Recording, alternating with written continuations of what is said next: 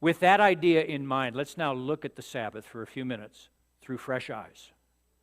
And let's see what God's trying to speak to us through this life-giving commandment. Let's look at the verse from Genesis 2 again. I put it on your note sheet. You at home, just look at that verse from Genesis 2.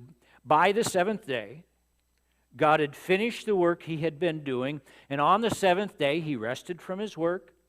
And God blessed the seventh day, and he made it holy, because on it he rested from all the work of creating he had done. This verse, when you just look at it, is so beautiful.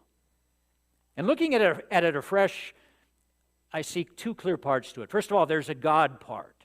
Yes? There's a God part and a human part. Let's talk about the God part first.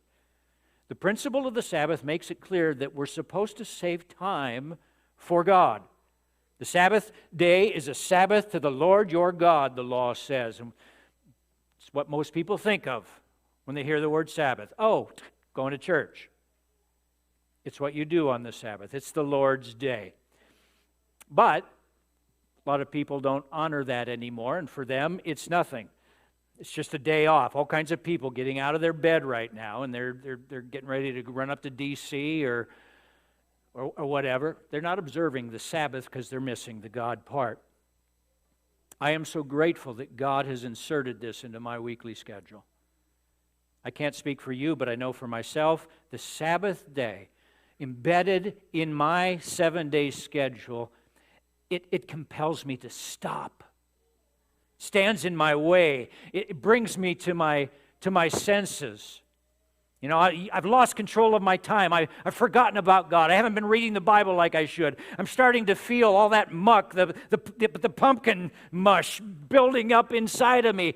And I don't know what to do. And all of a sudden I see, and it's like an exit ramp on a mountain. Sabbath day, exit here. And into church I come, and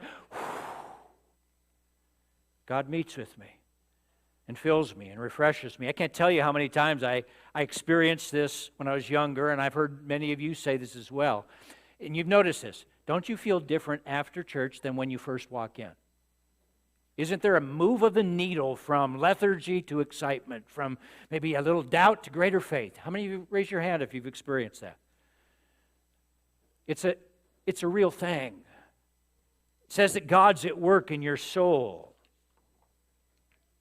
Thing is, though, the Sabbath day, pause to refresh ourselves. It's not just a once-a-week thing. It's meant to be a daily thing that we do. Something we're to reenact every day. The big problem with too many Christians is they use Sunday as their primary devotional experience. You come in here like a beggar who hasn't had a good meal for a week, and you haven't showered for a week, so you come in famished and sweaty and smelly, and you walk in here and you're just beat up by the world. You say, Andrew, give me another song, brother, and preach it, Pastor Barry. And you're just like gorging yourself on the Sunday morning meal. But then by Tuesday, guess what? You're starving and you're smelly all over again. God wants us to reenact what we're experiencing in here. Have that moment, those moments each and every day. Is there a law that says you have to come to church miserable? Is it a rule that you have to come to church frantic, stressed out?